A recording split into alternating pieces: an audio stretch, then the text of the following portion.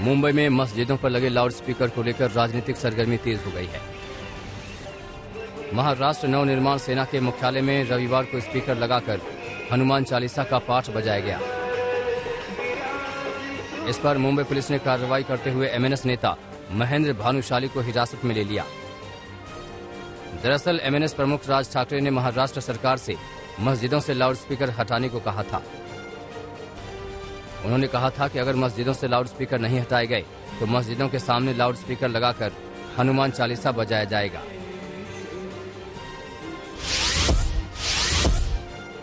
चंडीगढ़ को लेकर पंजाब हरियाणा के बीच खींचतान बढ़ती जा रही है।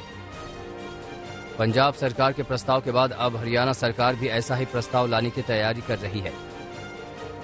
मुख्यमंत्री मनोहर लाल के आवास पर हुई हरियाणा मंत्रिमंडल की बैठक में इस बात का फैसला हुआ। बताया जा रहा है कि 5 तारीख को हरियाणा विधानसभा का विशेष सत्र बुलाया जाएगा, जिसमें हरियाणा विधानसभा भी चंडीगढ़ को लेकर प्रस्ताव पारित कर सकती है। पंजाब सरकार के प्रस्ताव पर मुख्यमंत्री मनोहर लाल ने ऐतराज जताया था। साथ ही अरविंद केजरीवाल और पंजाब के मुख्यमंत्री भगवंत मान से माफी मांगने की बात कही थी। हरियाणा की जनता जब तक साथ है, जब तक हमारी मजबूती हम बताते रहेंगे, दिखाते रहेंगे, कहीं कोई कुछ बिगड़ने वाला नहीं है। चंडीगढ़ हरियाणा की राजधानी थी, है और रहेगी।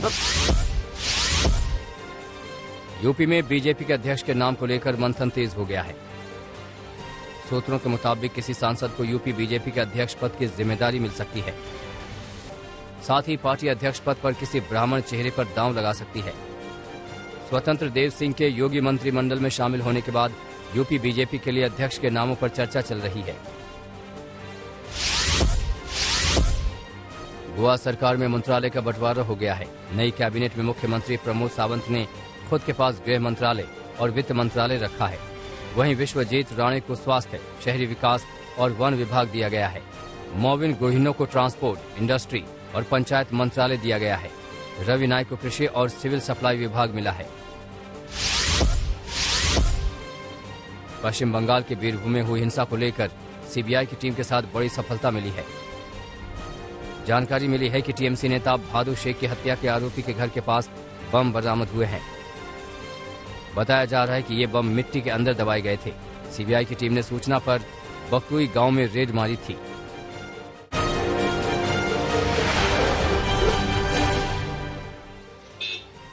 राजस्थान के करौली में बाइक जुलूस के दौरान हुई हिंसा के मामले में पुलिस ने 33 लोगों को गिरफ्तार किया है। पुलिस गिरफ्तार लोगों से पूछताछ कर रही है ताकि हिंसा फैलाने वाले और लोगों को पकड़ा जा सके। इस बीच कुछ ऐसे वीडियो सामने आए हैं जिसमें बाइक रैली के दौरान छतों से पत्थरबाजी साफ दिख रही है। शनिवार को हिंदू नव वर्ष के मौके पर करौली में निकले बाइक जुलूस पर पथराव हुआ था, जिसके बाद भड़के हिंसा में कई लोग घायल हुए हैं। तनाव के बीच करौली में कर्फ्यू लगाया गया है। साथ ही इंटरनेट सेवाएं आज रात तक के लिए बंद की गई हैं।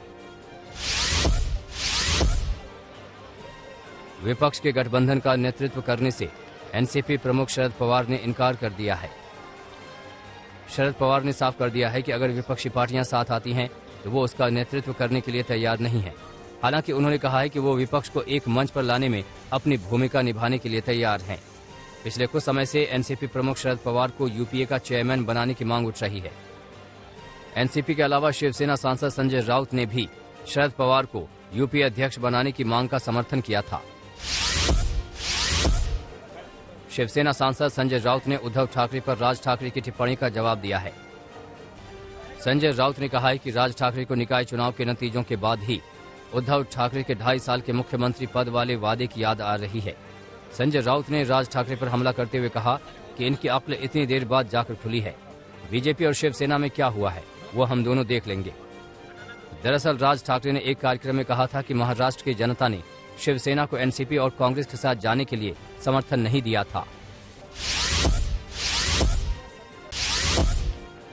मुंबई से बिहार के जयनगर जा रही पवन एक्सप्रेस ट्रेन के 10 डिब्बे नासिक के पास पटरी से उतर गए। ये हादसा देवलाली और लहवीत स्टेशन के बीच हुआ। हालांकि गनीमत की बात यह है कि इस ट्रेन हादसे में कोई गंभीर रूप से घायल नहीं हुआ। यूपी के हापुड़ में एक युवक की हत्या के बाद बवाल मचा है। व्यापारियों ने कानून व्यवस्था को लेकर अपनी आवाज बुलंद की है। व्यापारी इस बात से खासे नाराज हैं कि वारदात के 3 दिन बाद भी अब तक हत्यारे की गिरफ्तारी नहीं हुई है। बदमाशों ने 1 अप्रैल को लूट का विरोध करने पर पिता पुत्र पर हमला कर दिया था।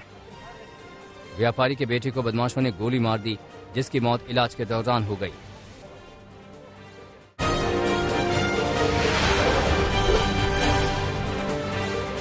आर्थिक संकट के बीच श्रीलंका में राष्ट्रपति और प्रधानमंत्री को छोड़कर सभी कैबिनेट मंत्रियों ने अपने पदों से इस्तीफा दे दिया है।